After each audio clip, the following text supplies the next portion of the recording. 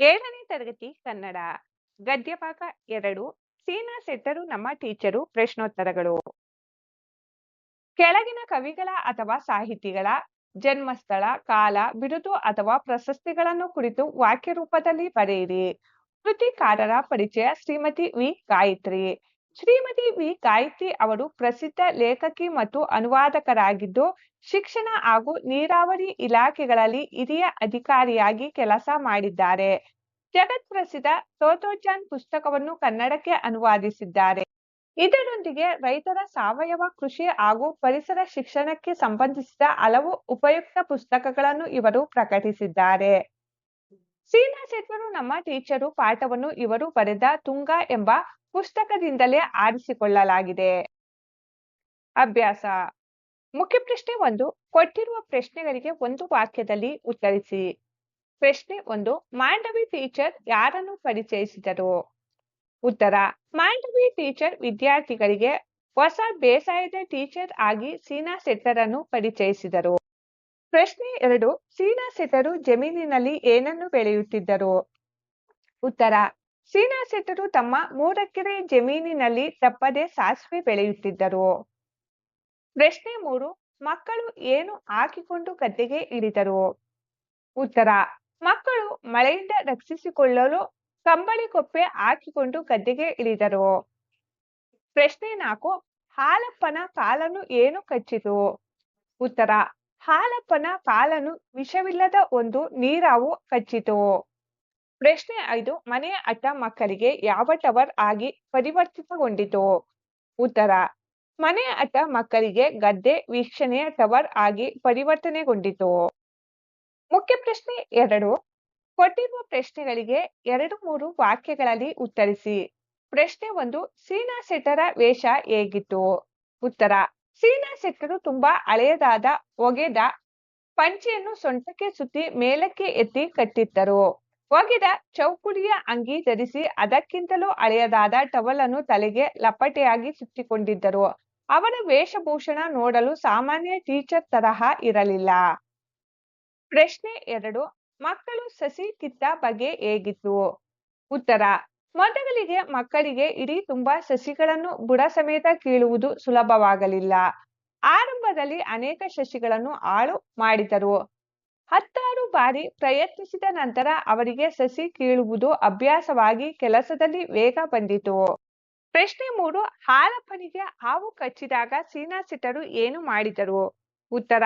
ಹಾಲಪ್ಪನಿಗೆ ಹಾವು ಕಚ್ಚಿದಾಗ ಸೀನಾ ಸೆಟ್ಟರು ಅವನನ್ನು ಹಿಡಿದುಕೊಂಡು ಹೆದರಬೇಡ ಮಗ, ಎಂತ ಆಗಲ್ಲ, ಅದು ನೀರಾವು, ವಿಷದ ಹಾವಲ್ಲ, ಒಂದು ಮೀನು ಕಚ್ಚಿದರೆ ಹೆಂಗೋ ಅಷ್ಟೇ ಎಂದು ಹೇಳಿ ಸಮಾಧಾನ ಪಡಿಸಿದರು. ಮುಖ್ಯ ಪ್ರಶ್ನೆ 3. ಕೆಳಗಿನ ಮಾತುಗಳನ್ನು ಯಾರು ಯಾರಿಗೆ ಹೇಳಿದರು ತಿಳಿಸಿ. ವಾಕ್ಯ 1. ಹಂಗಾರೆ ಸೀನಾ ಸೆಟ್ಟರು ನಮ್ಮ ಟೀಚರು. ಯಾರು ಹೇಳಿದರು? ವಿದ್ಯಾರ್ಥಿನಿ ತುಂಗ ಹೇಳಿದಳು. ಯಾರಿಗೆ ಹೇಳಿದರು? ಅಲ್ಲಿ ನೆರೆದಿದ್ದ ತನ್ನ ಸಹಪಾಠಿಗಳಿಗೆ ಕೇಳಿಸುವಂತೆ ಹೇಳಿದಳು. ವಾಕ್ಯ 2. ಮುಂಚೆ ಸಸಿಗಳನ್ನು ಕೀಳೋಣ. ಯಾರು ಹೇಳಿದರು? ಬೇಸಾಯದ ಶಿಕ್ಷಕರಾದ ಸೀನಾ ಸೆಟ್ಟರು ಹೇಳಿದರು. ಯಾರಿಗೆ ಹೇಳಿದರು? ಗದ್ದೆಗೆ ಇಳಿದಿದ್ದ ಶಾಲೆಯ ಮಕ್ಕಳಿಗೆ ಉದ್ದೇಶಿಸಿ ಹೇಳಿದರು. ವಾಕ್ಯ 3. ಇವತ್ತು ಪೂರ ಕಿತ್ತೆ ಹೋಗೋಣ. ಯಾರು ಹೇಳಿದರು? ಗದ್ದೆ ಕೆಲಸದಲ್ಲಿದ್ದ ಶಾಲೆಯ ಮಕ್ಕಳು ಒಕ್ಕೊರಲಿನಿಂದ ಹೇಳಿದರು. ಯಾರಿಗೆ ಹೇಳಿದರು? ತಮ್ಮ ಬೇಸಾಯದ ಶಿಕ್ಷಕರಾದ ಸೀನಾ ಸೆಟ್ಟರಿಗೆ ಹೇಳಿದರು. ವಾಕ್ಯ 4. ಕೈ ಎಲ್ಲಿಗೆ ಹೋಯ್ತು? ಯಾರು ಹೇಳಿದರು? ವಿದ್ಯಾರ್ಥಿನಿ ಯಶೋಧ ಹೇಳಿದಳು. ಯಾರಿಗೆ ಹೇಳಿದಳು? ಆಟದಲ್ಲಿ ಭಾಗವಹಿಸಿದ ತನ್ನ ಸಹಪಾಠಿಗಳಿಗೆ ಹೇಳಿದಳು. ಚಟುವಟಿಕೆ. 1. ಶಾಲೆಯಿಂದ ಹೊರಗೆ ನಾವು ಕಲಿಯಬಹುದಾದ ವಿಷಯಗಳು. ಅವುಗಳೆಂದರೆ ಹಿರಿಯರಿಗೆ ಗೌರವ ನೀಡುವುದು, ಮನೆಗೆ ಬಂದ ಅತಿಥಿಗಳನ್ನು ಸತ್ಕರಿಸುವುದು, ಸ್ವಚ್ಛತೆ ಮತ್ತು ಸಣ್ಣ ಪುಟ್ಟ ಗೃಹ ಬಳಕೆ ಕೆಲಸಗಳು, ಸೈಕಲ್ ತುಳಿಯುವುದು, ಈಜುವುದು, ವಸ್ತುಗಳನ್ನು ಹಂಚಿಕೊಂಡು ಬಳಸುವ ಗುಣ, ಗಿಡ ಮರಗಳಿಗೆ ನೀರು ಹಾಕುವುದು, ಪ್ರಾಣಿ ಪಕ್ಷಿಗಳಿಗೆ ಆಹಾರ ನೀಡುವುದು, ಸಸಿ ಕೀಳುವುದು, ನಾಟಿ ಮಾಡುವುದು, ನಮ್ಮ ಸಂಸ್ಕೃತಿ, ಆಚಾರ ವಿಚಾರ ಮತ್ತು ಕಲೆಗಳನ್ನು ಕಲಿಯುವುದು, ವಸ್ತುಗಳನ್ನು ಖರೀದಿಸುವಾಗ ಹಣದ ವ್ಯವಹಾರ ಮಾಡುವುದು, ಹಾಡುಗಾರಿಕೆ, ನೃತ್ಯ, ಚಿತ್ರಕಲೆ ಹಾಗೂ ಕಸೂತಿ ಕೆಲಸಗಳನ್ನು ಕಲಿಯುವುದು ಮುಂತಾದವು. ಕೆಳಗೆ ನೀಡಿರುವ ಪದಗಳಲ್ಲಿ ಬೇಸಾಯಕ್ಕೆ ಸಂಬಂಧಿಸಿದ ಪದಗಳನ್ನು ಮತ್ತು ಶಾಲೆಗೆ ಸಂಬಂಧಿಸಿದ ಪದಗಳನ್ನು ಪ್ರತ್ಯೇಕ ಪಟ್ಟಿ ಮಾಡಿ.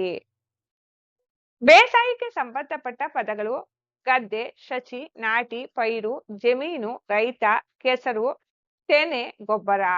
ಶಾಲೆಗೆ ಸಂಬಂಧಪಟ್ಟ ಪದಗಳು ಬೆಂಚು, ಕಪ್ಪು ಹಲಗೆ, ಪುಸ್ತಕ, ಪೆನ್ನು, ಮೇಷ್ಟ್ರು, ಗಂಟೆ, ಸೀಮೆ ಸುಣ್ಣ.